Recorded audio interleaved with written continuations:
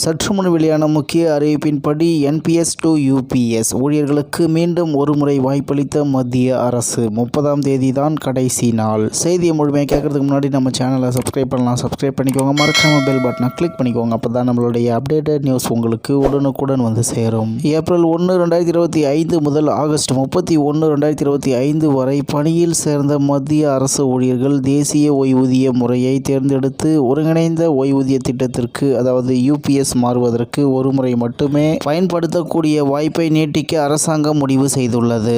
மேலும் யூபிஎஸ் திட்டத்தின் கீழ் தகுதியுள்ள பிற பிரிவுகளுக்கு ஏற்கனவே நிர்ணயிக்கப்பட்ட கட் ஆஃப் தேதியுடன் இணைந்து இந்த விருப்பத்தை செப்டம்பர் 30, 2025 அன்று அல்லது அதற்கு முன் பயன்படுத்தலாம் என்று நிதி அமைச்சகம் செவ்வாயன்று ஒரு அறிக்கையில் தெரிவித்துள்ளது. இந்த முயற்சி மத்திய அரசு ஊழியர்களுக்கு ஓய்வுக்கு பிந்தைய நிதி பாதுகாப்பை திட்டமிடுவதில் தகவலறிந்த தேர்வை வழங்குவதை நோக்கமாக கொண்டுள்ளது என்று அது மேலும் கூறியது. மேலும் யூபிஎஸ்ஐ தேர்ந்தெடுப்பதன் மூலம் ஊழியர்கள் பின்னர் என்பிஎஸ்க்கு மாறுவதற்கான விருப்பத்தை தக்க வைத்துக் கொள்கிறார்கள் என்று அது கூறியது. தகுதியுள்ள ஊழியர்கள் மற்றும் என்பிஎஸ்ஸின் கீழ் ஓய்வு பெற்றவர்கள் யூபிஎஸ்ஐ தேர்வு செய்ய கடைசி தேதி செப்டம்பர் 30, 2025 என்று அது குறிப்பிட்டது. அதன்படி ஏப்ரல் 1, 2025 முதல் மத்திய அரசு ஊழியர்களுக்கான தேசிய ஓய்வூதிய முறையின் அதாவது என்பிஎஸ் கீழ் ஒரு விருப்பமாக யூபிஎஸ்ஐ அரசாங்கம் அறிமுகப்படுத்தியுள்ளது. யூபிஎஸ் ஊழியர்களுக்கு உறுதியான ஊதியங்களை வழங்கும் தேசிய ஓய்வூதிய முறையின் அதாவது என்பிஎஸ் கீழ் உள்ள மத்திய அரசு ஊழியர்களுக்கு யூபிஎஸ் பொருந்தும். மேலும் ஜனவரி 1, 2004 முதல் நடைமுறைக்கு வந்த என்பிஎஸ்ஸின் கீழ் இந்த விருப்பத்தை